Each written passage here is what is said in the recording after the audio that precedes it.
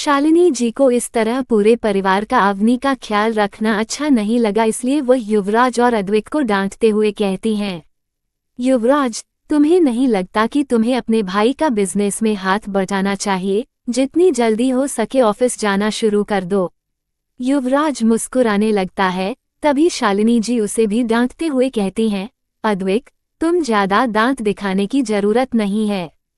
क्या तुम्हें कॉलेज के लिए देर नहीं हो रही है?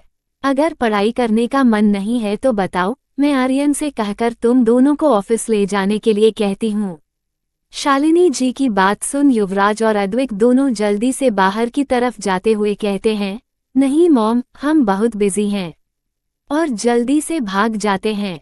और शालिनी जी एक नज़र अवनी को देखकर अपने कमरे की तरफ चली जाती हैं। राजेश्वरी जी अवनी को कहती हैं, बेटा, तुम्हें शालिनी की बातों का बुरा मानने की जरूरत नहीं है। वो बस जबान की कड़वी है, दिल की बहुत ही ज्यादा साफ है। अवनी राजेश्वरी जी से कहती है, नहीं माँ, मुझे चाची जी की बातों का बुरा नहीं लगा। राजेश्वरी जी प्यार से अवनी के सर पर हाथ रख देती हैं।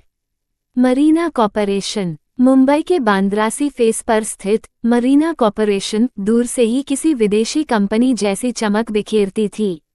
कांच से ढकी इमारत के सामने नीले पानी की झिलमिलाहट जैसे उसके नाम को सार्थक कर रही थी।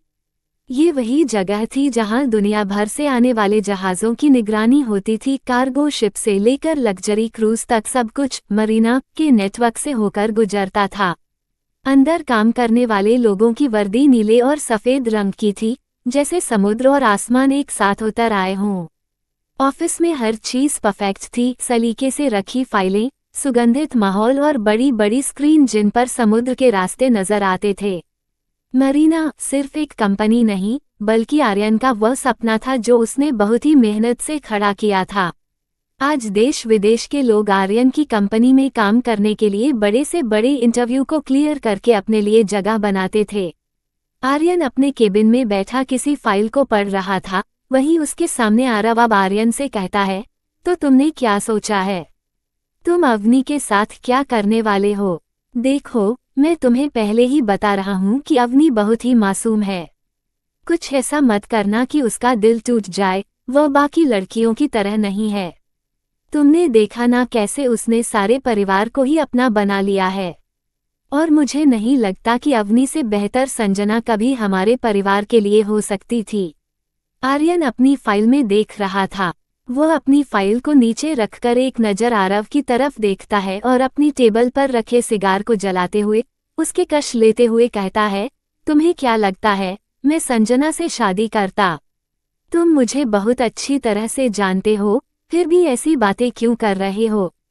और हाँ, तुम्हें मेरी बीवी की फिक्र करने की जरूरत नहीं है, उसे मैं खुद देख लूंगा कि उसके साथ क्या करना है। और फाइल में लिखे एक क्लॉज की तरफ इशारा करते हुए कुछ डिस्कशन करने लगता है। आर्यन अपने काम को लेकर बहुत ही सीरियस था और यह बात आरव को बहुत अच्छी तरह से पता थी, इसलिए वह आगे कुछ न कहकर आर्यन के साथ काम की बात करने लगता है। राठौर पैलेस। अवनी अपने कमरे में बैठी थी। अवनी बहुत ज्यादा बोर हो रही थी, पर उसके पास करने के लिए कुछ नहीं था। तभी उसकी नज़र घड़ी की तरफ जाती है। लंच का टाइम हो चुका था, तो वह जल्दी से लंच बनाने के लिए किचन में चली जाती है। लंच करने के बाद सभी अपने अपने कमरे में चले जाते हैं। घर में सिर्फ राजेश्वरी जी, शालिनी जी और अवनी ने लंच किया था, बाकी सभी का लंच ऑफिस में पहुंचा दिया गया था। अवनी लंच करने के बाद अपने कमरे में न जाकर बाहर गार्डन की तरफ चली जाती है। राठौर पैलेस का गार्डन बहुत ही खूबसूरत तरीके से बनाया गया था। बीच में फाउंटेन लगाए गए थे और बहुत सारे रंग बिरंगे फूल लगाए गए थे।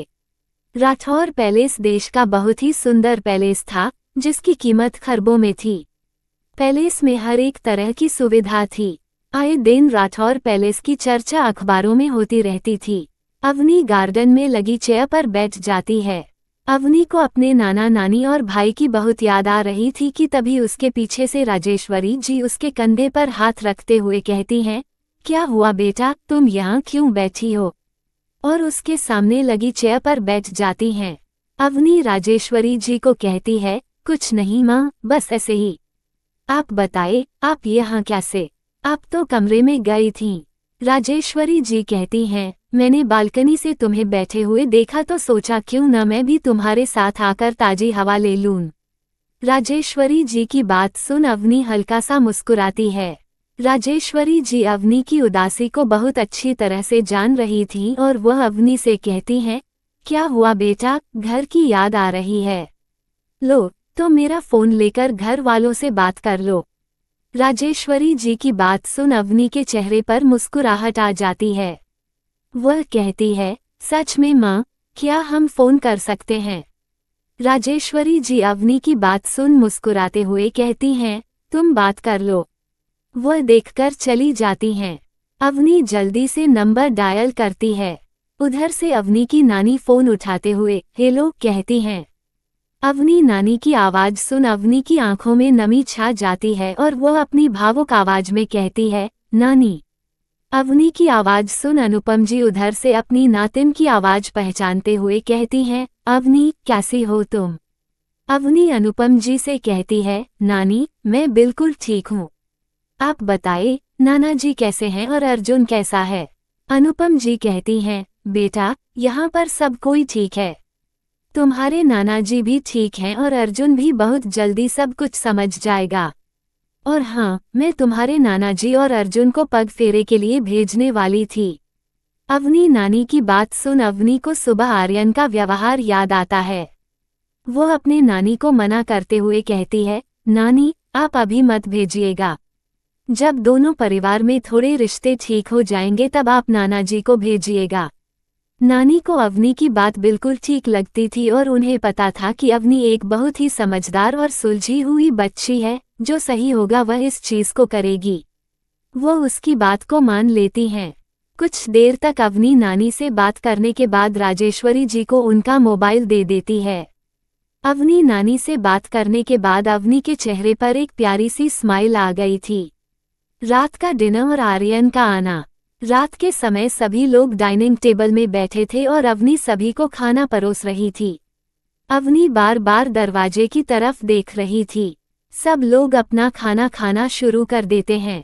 आरव, जो अवनी को देख रहा था, वह अवनी का ध्यान अपनी तरफ खींचते हुए कहता है, अवनी, तुम भी हमारे साथ बैठकर डिनर कर लो। आर्यन को आने में टाइम लग जाता है। आरव के कहने से राजेश्वरी और बाकी सब घर वालों का भी ध्यान अवनी की तरफ जाता है, जो एक साइड में खड़ी थी। राजेश्वरी जी आरव की हाँ में हाँ मिलाते हुए कहती हैं, हाँ अवनी बेटा, आर्यन का कोई पता नहीं वह कितने बजे आए, तो तुम भी हम लोगों के साथ ही डिनर कर लो।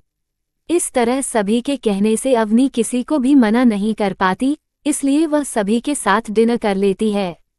रात के 11 बजे एक साथ गाड़ियों का काफिला आकर राठौर मेंशन के अंदर रुकता है।